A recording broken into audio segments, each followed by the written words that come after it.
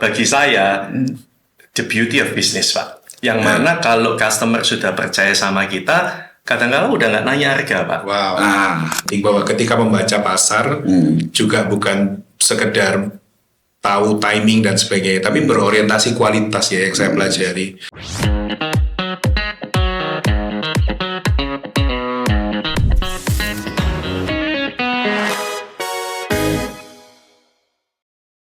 Salam jumpa kembali teman-teman dengan Pelita Hati dan Lensa Hidup. Saudara, kita akan lanjutkan kembali ya, bagaimana ya yang lalu kita sudah bicara tentang investasi yang benar, karena inilah uang yang harus saya bertanggung jawab kepada Tuhan ya. Bos yang ada tuh yang betul-betul di atas, bukan memiliki apa yang bersifat material saja, tapi yang jauh lebih penting hidup kita. Ya, saudara ingat ya bahwa di atas itu Tuhan yang memiliki hidup kita, sehingga kembali saya seperti yang dikatakan Yakobus itu ya, bahwa engkau tidak tahu apa yang terjadi hari esok. Oleh karena itu ayo kita selalu kembali ke Tuhan yang memberi hidup, yang memberi modal. Kali ini lebih lengkap lagi saudara. Saya tetap bersama Pak Ricky Wang, dan kali ini ditemani ya yang dimana saya kalah ganteng. Bapak William Chong, silakan mungkin kenalan dulu Pak. Kita selamat datang Pak di Lensa Hidup dan Pelita Hati. Nathan, Pak Ricky. Nama saya William Sudirgo. Saya praktisi bisnis di bidang transportasi, tepatnya di ekspor import. Cukup lama menekuninya? Cukup lama Pak. Jadi kalau dihitung hari ini mungkin sudah 30 tahunan ini. Iya. Jangan ragu, cari dia kalau mau.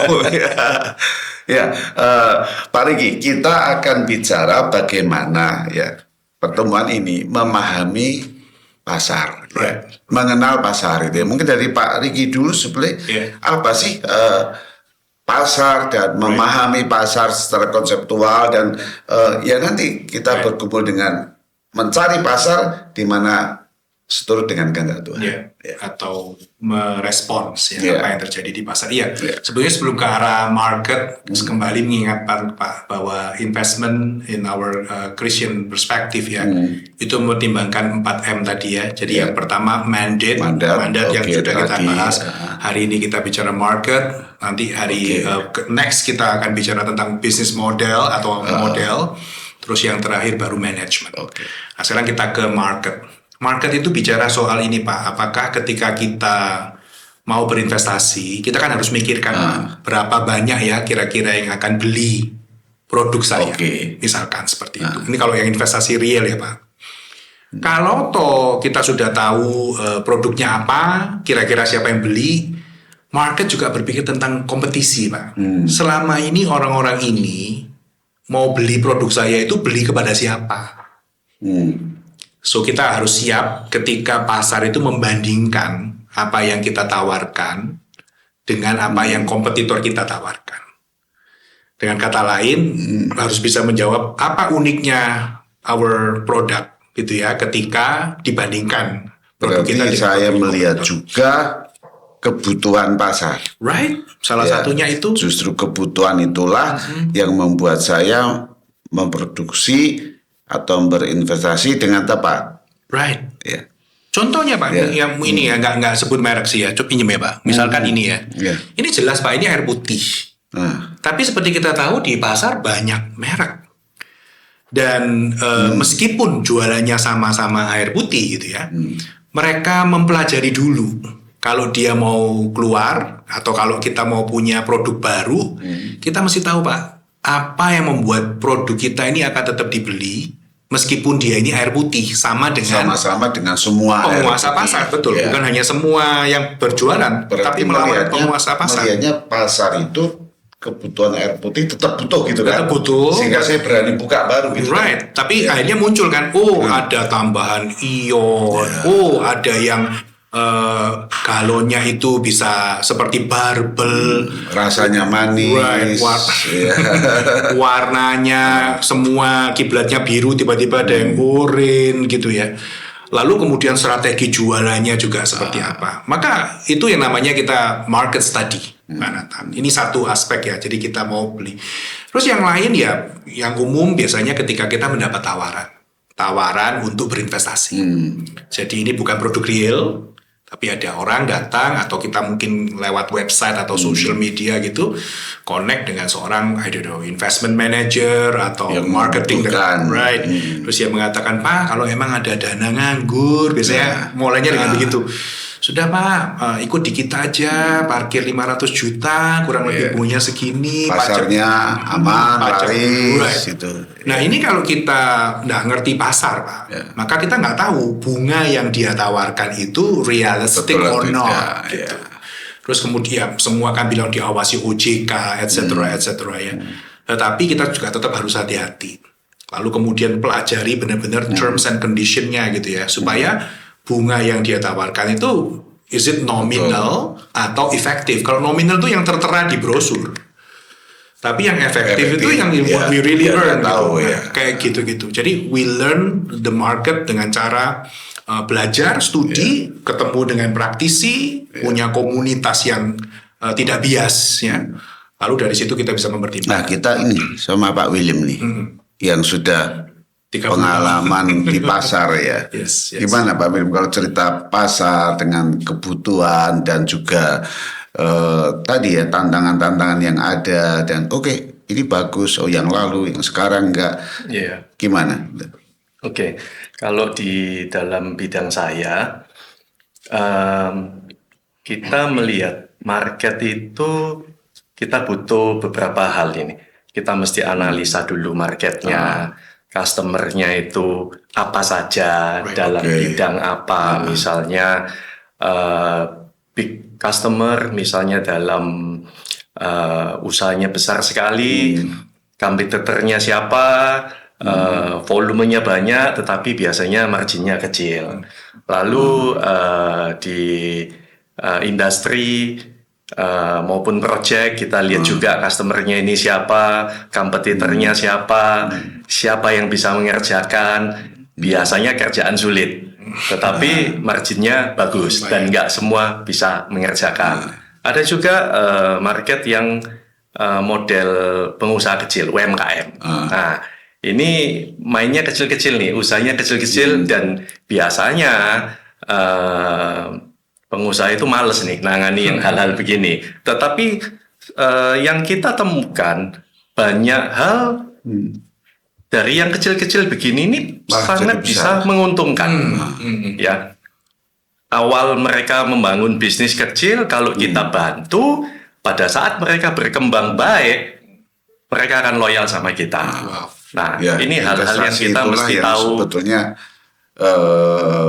bagus luar biasa ya. Ketika marketnya ada, tapi ya kelihatannya kok kecil-kecilan. Semestinya market itu selalu ada. Jadi tidak pernah namanya market slow atau lagi nggak ada bisnis, semua itu nggak ada. Selalu ada peluang, selalu ada market. Kompetitor juga selalu banyak sekali. Termasuk saat COVID ya Pak ya? Betul juga pada saat COVID ya. Jadi kita kalau melihat masalah di sanalah mestinya ada peluang.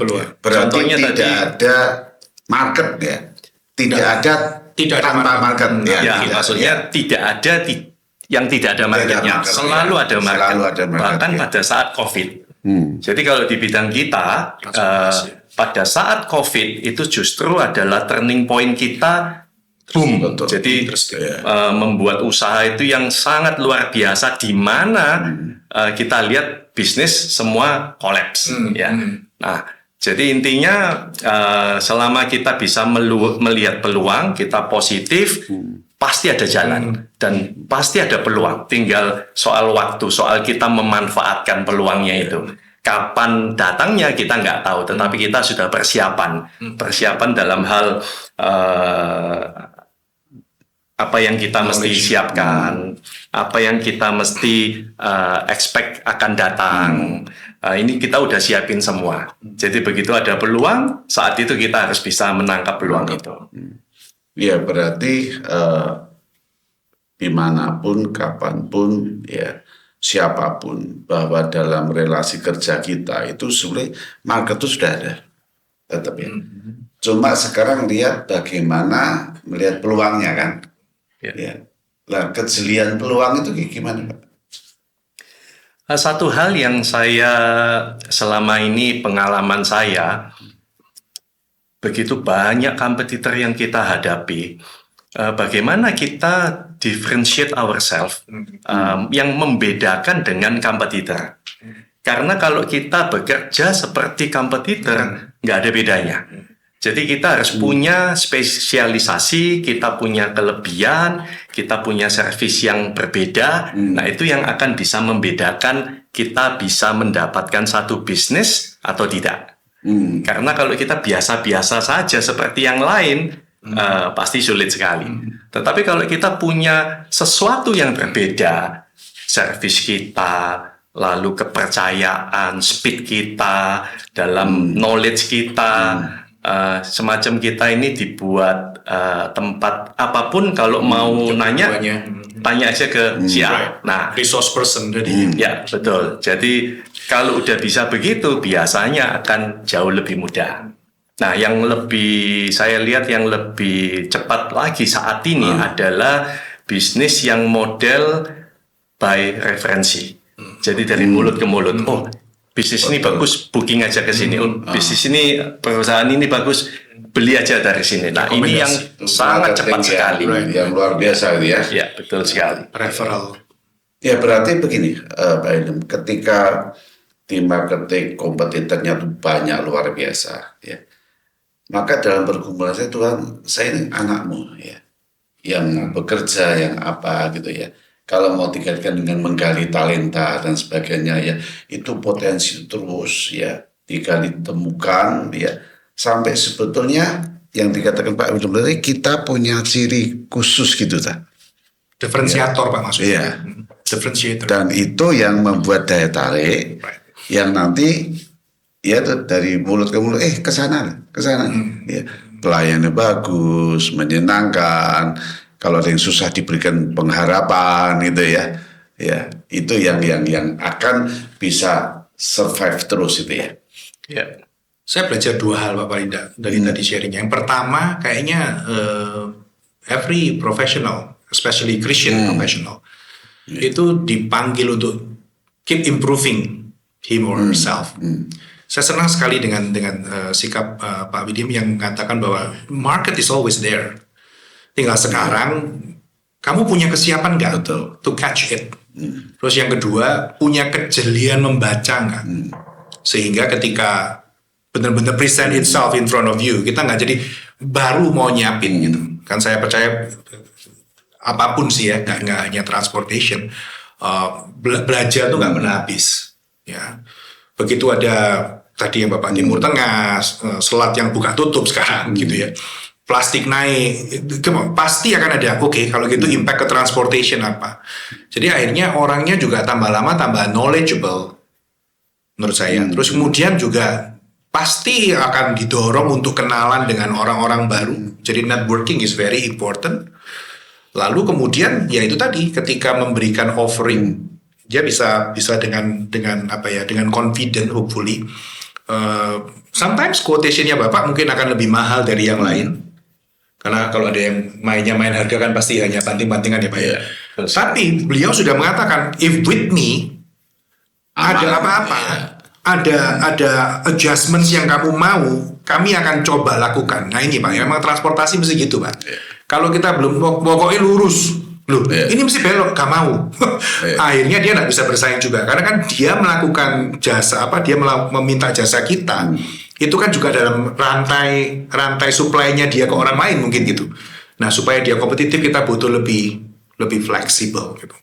Kalau dari kejelian tadi, jeli membaca pasar itu. Jadi begini Pak, apa yang tadi Pak Riki katakan itu betul sekali. Most of the time harga kita itu selalu lebih tinggi dibanding kompetitor.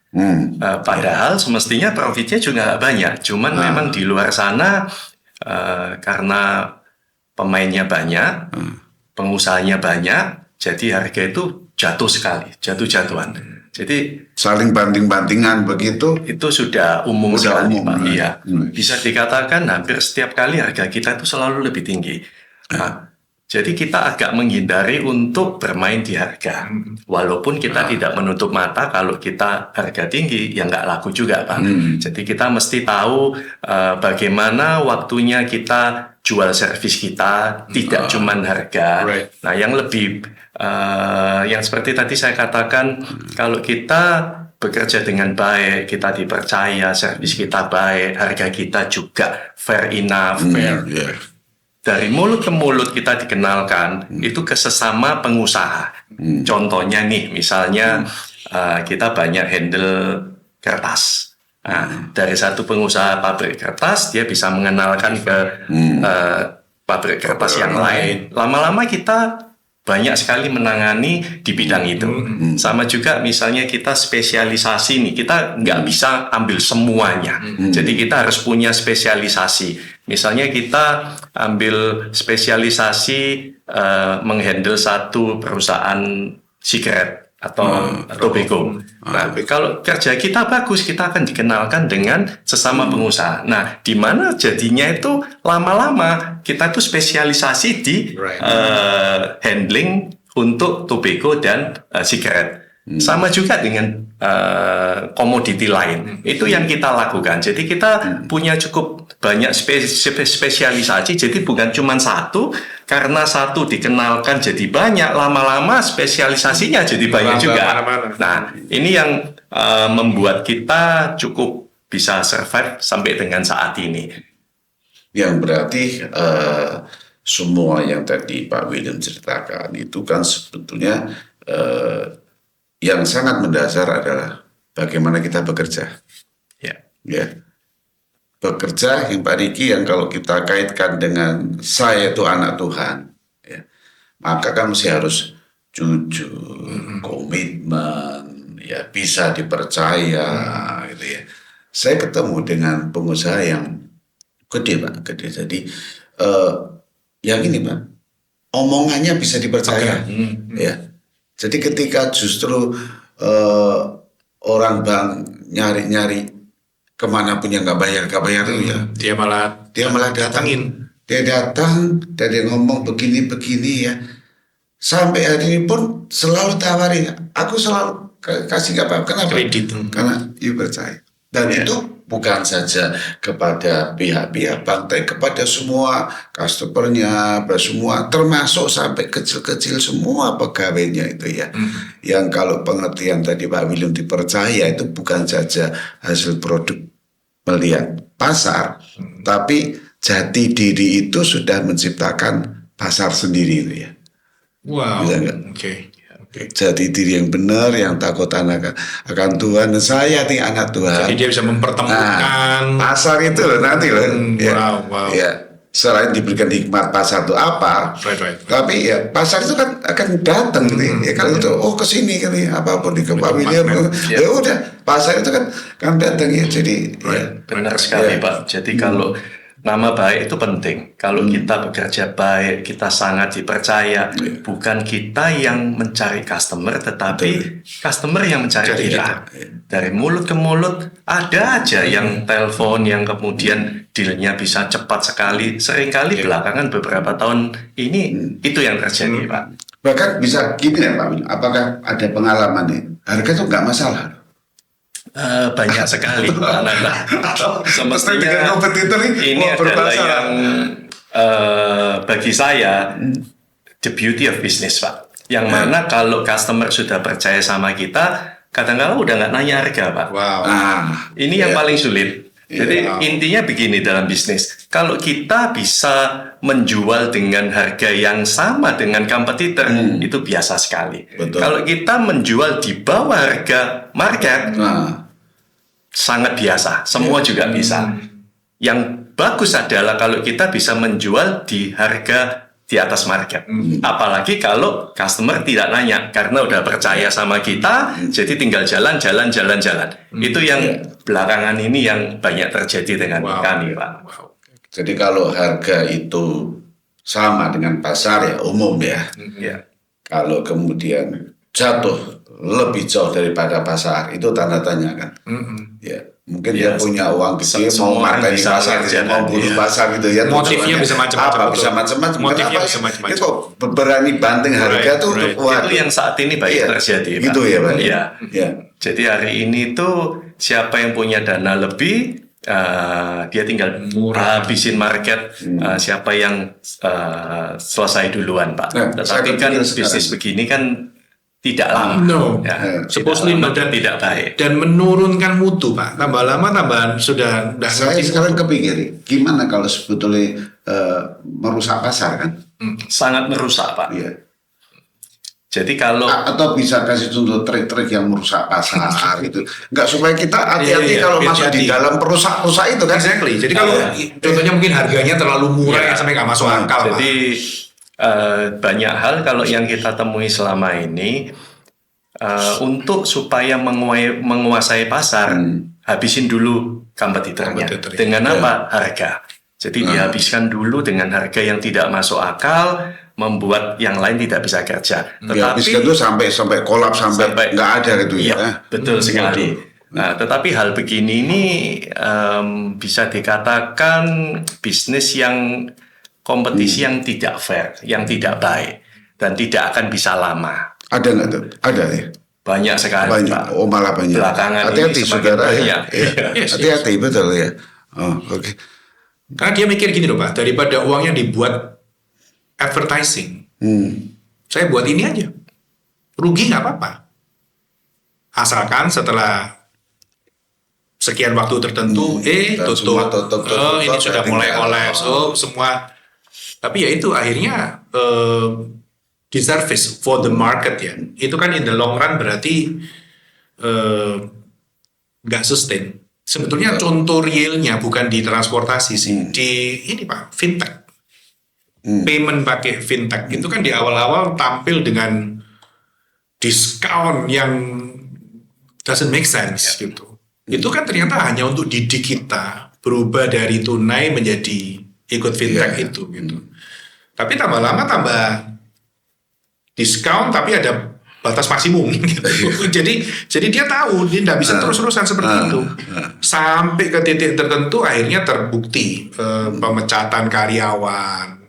They are not thinking for the future gitu. Berarti sebenarnya kan ya jahat sekali sih ya. In the way. Jadi kalau kita berbisnis, bekerja, kita lihat market, lalu aduh jadi kompetitor, bukan memicu saya yang seharusnya membuat lebih berkualitas supaya bisa pasar itu percaya, tapi malah saya mematikan pasar lain ya, atau harusnya sisi positifnya adalah karena saingan akhirnya puter otak, ayo buat pasar baru. Ayo buat kategori produk baru. Itu yang seringkali muncul jangan main di red ocean. Red ocean itu bloody. Mainlah di blue ocean. Artinya ayo bikin kategori baru. Jadi produknya bukan lagi produk yang sesimpel yang lama gitu. Makanya muncul smartphone.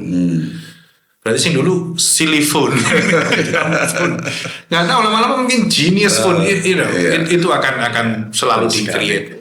Jadi kalau di mana ada kompetisi yang sangat ketat, bukan kita bermain harga dan saling banting-bantingan, tetapi kita mengembangkan diri kita, apa ini yang value added yang bisa kita berikan, apa yang membuat kita lebih baik, yang membuat pelanggan atau customer itu memilih kita, memilih jasa kita atau memilih barang kita.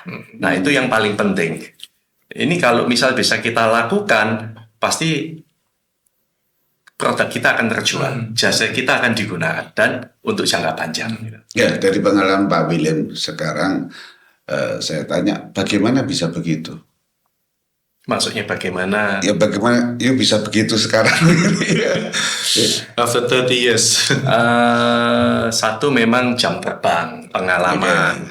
Kedua, kita tidak bisa awal-awal memang kita mengikutin.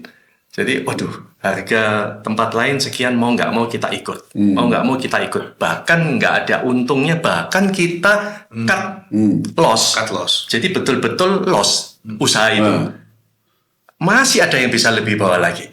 Nah, kalau kita mengikuti begini, lama-lama kita nggak survive. Nah, waktu itu sempat ngikuti lagi kan? Kita pada waktu itu kita mengikuti begitu. Tetapi setelah itu kita mesti berubah. Nggak bisa kalau begini, lama-lama kita nggak akan bisa hidup. Jadi apa yang mesti kita lakukan? Kita perbaikin kinerja kita. Kita perbaikin hubungan kita dengan customer. Jadi kalau di kontak mudah, kita banyak memberikan advice, banyak memberikan info-info yang menguntungkan customer. Itu yang penting.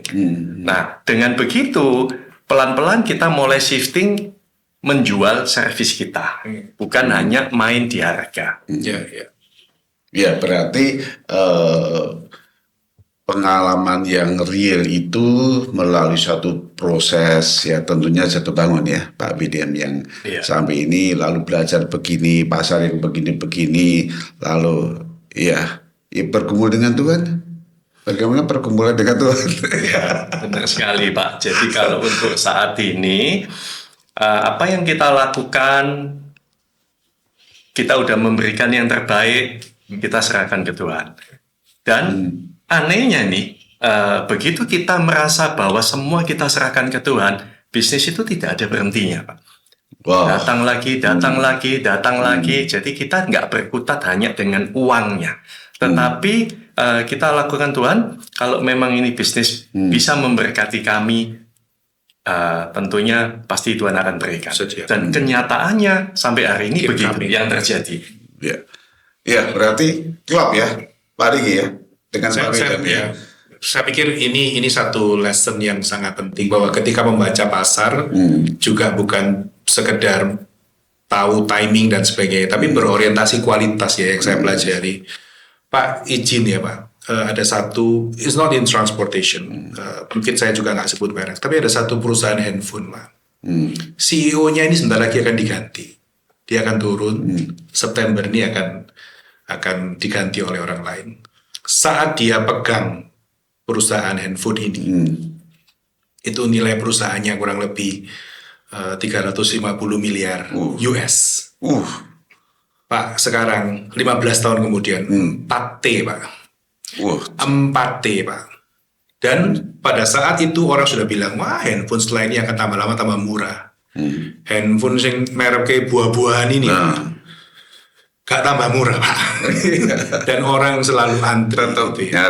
Jadi kalau dia ditanya, kamu jualan apa? Si CEO yang mau diganti, dia selalu bilang, oh kalau kamu di kita ya kamu beli 3 hal dari kita. Kamu beli handset, maksudnya gadgetnya, kamu beli iOS-nya, sistemnya, dan kamu beli service-nya, karena kita buka iPhone Store yang keren. Aduh, nyebut merek akhirnya ya.